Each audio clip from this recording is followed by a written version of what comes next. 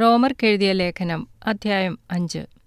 വിശ്വാസത്താൽ നീതീകരിക്കപ്പെട്ടിട്ട് നമ്മുടെ കർത്താവായ യേശുക്രിസ്തു മൂലം നമുക്ക് ദൈവത്തോട് സമാധാനമുണ്ട്. നാം നിൽക്കുന്ന ഈ കൃപയിലേക്ക് നമുക്ക് അവൻ മൂലം വിശ്വാസത്താൽ പ്രവേശനവും ലഭിച്ചിരിക്കുന്നു. നാം ദൈവതേജസ്സിൻ്റെ പ്രത്യാശയിൽ പ്രശംസിക്കുന്നു.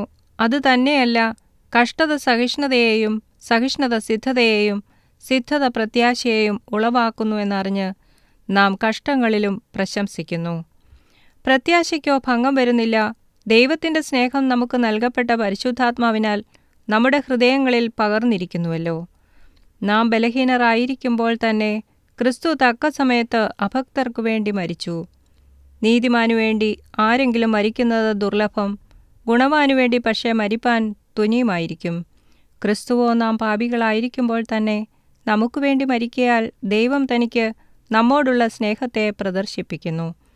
അവൻ്റെ രക്തത്താൽ നീതീകരിക്കപ്പെട്ട ശേഷമോ നാം അവനാൽ എത്ര അധികമായി കോപത്തിൽ നിന്ന് രക്ഷിക്കപ്പെടും. ശത്രുക്കളായിരിക്കുമ്പോൾ തന്നെ നമുക്ക് അവൻ്റെ പുത്രൻ്റെ മരണത്താൽ ദൈവത്തോട് നിരപ്പ് വന്നുവെങ്കിൽ നിരന്ന ശേഷം നാം അവൻ്റെ ജീവനാൽ എത്ര അധികമായി രക്ഷിക്കപ്പെടും. അത്രയുമല്ല, നമുക്ക് ഇപ്പോൾ നിരപ്പ് ലഭിച്ചതിന് കാരണമായ നമ്മുടെ കർത്താവ് യേശുക്രിസ്തു മുഖാന്തരം നാം ദൈവത്തിൽ പ്രശംസിക്കുകയും ചെയ്യുന്നു. അതുകൊണ്ട് ഏക മനുഷ്യനാൽ പാപവും പാപത്താൽ മരണവും ലോകത്തിൽ കടന്നു. ഇങ്ങനെ എല്ലാവരും പാപം ചെയ്യുകയാൽ മരണം സകല മനുഷ്യരിലും പരന്നിരിക്കുന്നു. പാപമോ ന്യായപ്രമാണം വരെ ലോകത്തിലുണ്ടായിരുന്നു. എന്നാൽ ന്യായപ്രമാണം ഇല്ലാതിരിക്കുമ്പോൾ പാപത്തെ കണക്കിടുന്നില്ല. എങ്കിലും വരുവാനുള്ളവൻ്റെ പ്രതിരൂപമായ ആദാമിൻ്റെ ലംഘനത്തിന് തുല്യമായി പാപം ചെയ്യാത്തവരിലും മരണം ആദാം മുതൽ മോശ വരെ വാണിരുന്നു. എന്നാൽ ലംഘനത്തിൻ്റെ കാര്യവും കൃപാവരത്തിൻ്റെ കാര്യവും ഒരുപോലെയല്ല. ഏകൻ്റെ ലംഘനത്താൽ അനേകർ മരിച്ചുവെങ്കിൽ ദൈവകൃപയും ഏക മനുഷ്യനായ യേശുക്രിസ്തുവിൻ്റെ കൃപയാലുള്ള ദാനവും അനേകർക്കു വേണ്ടി ഏറ്റവും അധികം കവിഞ്ഞിരിക്കുന്നു. ഏകൻ പാപം ചെയ്തതിൻ്റെ ഫലവും ദാനത്തിൻ്റെ കാര്യവും ഒരുപോലെയല്ല. ഏകൻ്റെ പാപം ശിക്ഷാവിധി കൽപ്പിപ്പാൻ ഹേതുവായി തീർന്നു. കൃപാവരമോ അനേക ലംഘനങ്ങളെ മോചിക്കുന്ന നീതീകരണ വിധിക്ക് ഹേതുവായി തീർന്നു.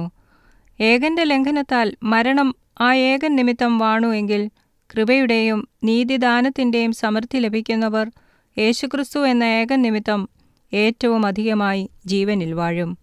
അങ്ങനെ ഏകലംഘനത്താൽ സകല മനുഷ്യർക്കും ശിക്ഷാവിധി വന്നതുപോലെ ഏകനീതിയാൽ സകല മനുഷ്യർക്കും ജീവകാരണമായ നീതീകരണവും വന്നു. ഏക മനുഷ്യൻ്റെ അനുസരണക്കേടിനാൽ അനേകർ പാപികളായി തീർന്നതുപോലെ ഏകൻ്റെ അനുസരണത്താൽ അനേകർ നീതിമാന്മാരായിത്തീരും. എന്നാൽ ലംഘനം പെരുകേണ്ടതിന് ന്യായപ്രമാണവും ഇടയിൽ ചേർന്നു വന്നു. എങ്കിലും പാപം പെരുകിയിടത്ത് കൃപ അത്യന്തം വർദ്ധിച്ചു. പാപം മരണത്താൽ വാണതുപോലെ കൃപയും നമ്മുടെ കർത്താവായ യേശുക്രിസ്തു മുഖാന്തരം നീതിയാൽ നിത്യജീവനായി വാഴേണ്ടതിന് തന്നെ.